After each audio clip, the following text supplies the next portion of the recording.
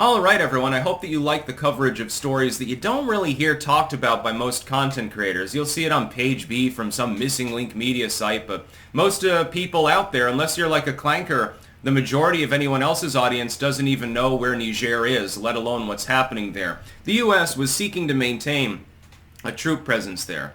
We've been talking to the junta that runs the country now for some time. Niger, in a preliminary sense, said, okay, the U.S. needs to get the fuck out. We're joining the Eastern Bloc after pulling away from ECOWAS. This is a major flashpoint now, and people don't even realize it. There are ways to ameliorate the situation, but we ain't going to get that under Joe Biden's leadership, or lack thereof. If Trump were in office, ECOWAS wouldn't have collapsed partially, number one, and had it done so, diplomacy would have broken out, and I think that we could have sweetened the deal and made things good. We were trying, the Pentagon was trying to talk to them there and say, look, we're not here to fuck around with your nation or whatever incarnation of the national government happens to exist. We're here to fight Boko Haram. Partially on behalf of our allies down in Nigeria who have to fucking constantly deal with them. We need to be able to play both sides of the border. We're not screwing with you. We're going after terrorists that probably would like to unseat you and take over the country directly instead of just parlaying with you anyway in the first place. So we were trying negotiation for weeks now and saying, look, let us keep like 1,000 troops there, limited operations, we'll deal with you, here's some money basically, let us stay here and continue fighting Boko Haram. One of the terrorist groups that we should be focused on. Because several major economies that we have deep trade ties to, Nigeria being one of them, Ghana actually being another, people don't understand this. There are a lot of goods and resources in that area of Africa, the Ivory Coast. It benefits us, it benefits those countries, and we should be going all out to try to crush Boko Haram. They're destroying priceless archaeological relics, anything from the pre-Islamic age. They've been, blowing up tombs. They carry people off. They abduct people regularly. They're textbook definition terrorists. These aren't freedom fighters. These are people that want slaves and to destroy history and run people down and burn down the village. It's not like even like the Taliban, which you could say, okay, they do terroristic things, but at heart they're also a quasi-nationalistic group with some civic construct behind it. It's not what Boko Haram is. Boko Haram was working with ISIS, for example. Even Al-Qaeda didn't want to work with them, showing you about what you're dealing with. This is a huge Biden blunder. Should proper diplomacy, if you had diplomats that were sane, if you had those that understood the culture of the region, understood how to talk to the government of Niger, which is not entirely wrong when they launch a grievance against the United States, I'll get into that in a moment, then this would not have happened. ECOWAS, there are two things that should be done. The first should not have been done.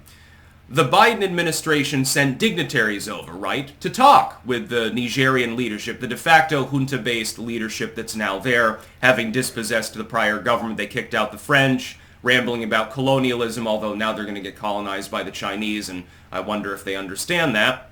And we sent a delegation. They didn't come in a proper manner. They didn't let the government there, the de facto government, know that they were coming. They just waltzed in, and they expected to be greeted with open arms like with the last government. They made a blunder. The reason why is because Biden doesn't understand anything about cultures outside of the core Western Hemisphere. He's done this with Japan. He insulted them a week ago. He's insulted the Polish, the Hungarians, Eastern European countries. He's insulted the Argentinians, and he insulted Niger and the people there by sending a delegation without prior warning that wasn't geared up to actually be hospitable, to understand and appreciate the culture of Niger. Now, you may say, yeah, but the U.S. is a big country, America. Nobody can even find Niger on a map. Doesn't matter. If you want to play nice with another nation, it's called speak softly and carry a big stick. There's no reason to wield the stick over Niger. They have very little military capability and would lose against Nigeria instantaneously if they were to decide to attack. The real problem is the terrorists, and if you want to clear that out, you have to speak softly. You can't insult them by sending a delegation to a sovereign nation and they just show up and say, hey, we're here. Sit down, boy. We're going to do some diplomacy. That's not the way that you do it. Niger is run by a bunch of strong-arm junta members, guerrilla fighters. Do you really think that they're going to like it if they're disrespected in their own house? No, really? They got insulted by that and drove them further into the Eastern Bloc? I bet the Chinese wouldn't make that mistake. They might when they send a delegation to Vietnam or Japan or something, but they're not going to make that mistake in what they want to be a colonial possession. So thank you, Joe. Real cool. It's a huge Biden blunder. Now our allies in the region will suffer because of a lack of proper U.S. diplomacy. We're going to have to reroute those troops to Nigeria directly. Set up a base in northeastern Nigeria to try to, and we're not going to be able to cross the border into Niger, so they can always go over there and regroup. Otherwise, we risk running up against a nation that's solidly Eastern Bloc and causing a regional war. How lovely. Oh, and only a few million people died. And the world would look the other way, by the way, if ECOWAS versus Niger and Burkina Faso popped off anyway. Now, there's one real good solution to this. Morocco. Morocco has, for a third world country, a fairly beefy, sophisticated military capability. Yeah, it's yesteryear technology. They've got an air force, a fairly decent one. They've got a bunch of tanks. They're on par with Nigeria. Those are the two main powers in that chunk of Africa. Morocco and Nigeria. The Nigerians and the Ghanans and the others have strenuously avoided, despite the Moroccans openly proclaiming an intent to join ECOWAS. They want to join it. They want to be part of that Western Bloc alliance in Western Africa. They've blocked them and slow-walked it this whole time. Morocco and Nigeria combined would be more than a force capable of dealing with the kind of military capabilities of the countries that make up that now three-nation Eastern Bloc core there. I believe the third is Algeria, actually, if I remember correctly. The only one with a significant standing military capability, by the way. If Morocco is allowed to join ECOWAS, and if we use proper diplomatic techniques, we could probably re-expand ECOWAS and effectively surround these other countries and put pressure on them diplomatically and economically. They've already been trying to do that with the trade lines to the ocean. There's no direct ocean link-up, for example, to the Atlantic, only to the Mediterranean. It's possible to do that, but is the will there? Does the Western Bloc, is its leader competent enough to understand such a complex scenario? No, Biden doesn't understand that. Blinken doesn't understand that.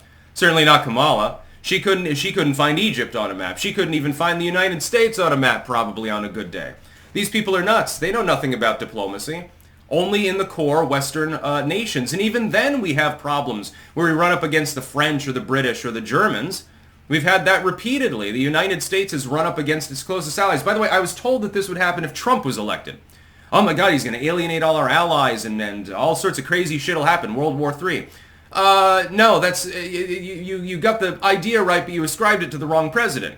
It was the next guy that wasn't even elected in the first place. He's the one that's doing that. It's Joe Biden's fault. Yes, this alliance began crumbling in part because of poor Western leadership. It's why Russia invaded Ukraine. It's why Israel has to be fighting with Palestine right now. By the way, that not doing us any favors diplomatically in parts of the world anyway because of our unabashed support for Israel, with a lack of nuance. But now with fence straddling added in, somehow it's even worse. This is why China's optioning the concept of invading Taiwan and why Venezuela is saying, Guyana looks awful lovely this time of year. Look at all that oil. It's all about economics, mainly, and Biden doesn't understand it. He doesn't understand these cultures. Ask him to name one city in Nigeria. Ask him to name their capital. What's the capital of Mali? Come on, man, I don't know. Well, it's Timbuktu, Mr. President. Oh, I think I heard that in a Bugs Bunny cartoon back in the day. That's Biden's understanding of these countries. He was raised up at a time where Westerners generally looked down their nose at these countries and didn't pay them any heed. Oh, that's where I get mangoes from. That's where we get oil from. That's that, what do they export again? Oh, rice. That's how Joe Biden looks at the world. I wonder why his diplomacy is a fucking mess. That's about all. Peace out.